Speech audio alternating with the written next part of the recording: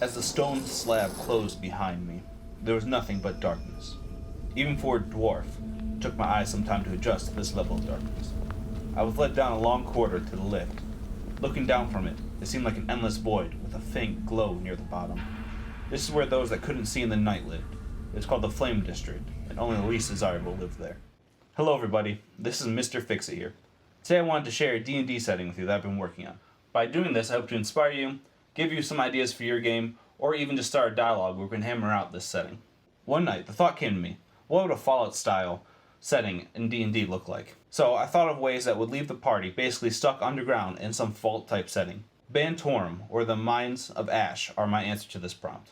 I have my own homebrew world that I've slowly added and refined over the years, but this setting is easy enough that you could just tweak it to fit into any type of game you're playing.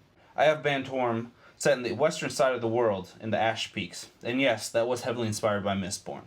The Ash Peaks constantly have ash descending onto the land, hence the name. Ban Torum was established during the early ages of humanity. Under the first king, Toclin Blackfall, the mines prospered and grew greatly. Many more dwarves and even some other races flocked to the mine in search of riches. This happened for generations, and all seemed well under the Ash Peaks. It wasn't until the reign of King Jordal Blackfall II that bad things started to happen. Ban Torum was invaded from the lower levels by some of the foulest monsters. Slaughter spread throughout the different levels. Eventually, a band of Dwarven knights and some of the other survivors were able to repel the enemy and reclaim the mines. King Jordal was driven mad from the attack. He got it in his mind that the creatures discovered the mine's location from torches used throughout the mines. So the king made a decree that there should be no light in the mines, except in areas that could be closed off. He then sealed off the mine from the rest of the world. Ban Torum became divided by class when the dwarves blamed the outsiders for the attack.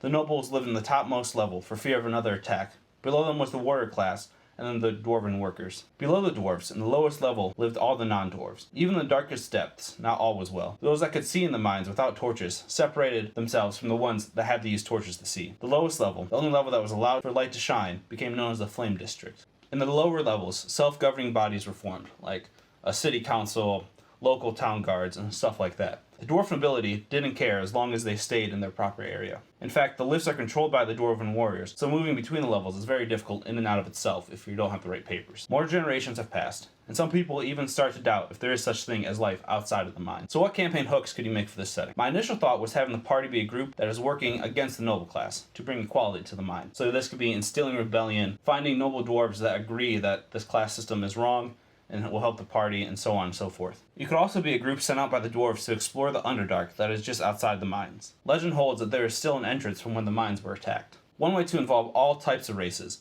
is that dwarf priests prophesied that the party's characters were commissioned by a deity for greatness. Then the characters were each abducted by the nobles and raised as a tool for their wills. The party could start to uncover a great conspiracy that the nobles are in fact living in more light than the Flame District and are hiding the surface from the rest of the mine. There are so many ways you can spin this. Like I said, feel free to have a tunnel to the Underdark so the mine could be even just a hub for the party. I hope this can be of some help to you if you're looking for a campaign setting. How would you make a Fallout-style campaign setting? If you're going to use this in your campaign, how would you change it up to fit your style? Thank you for watching. If you have any questions or ideas, put them in the comments below.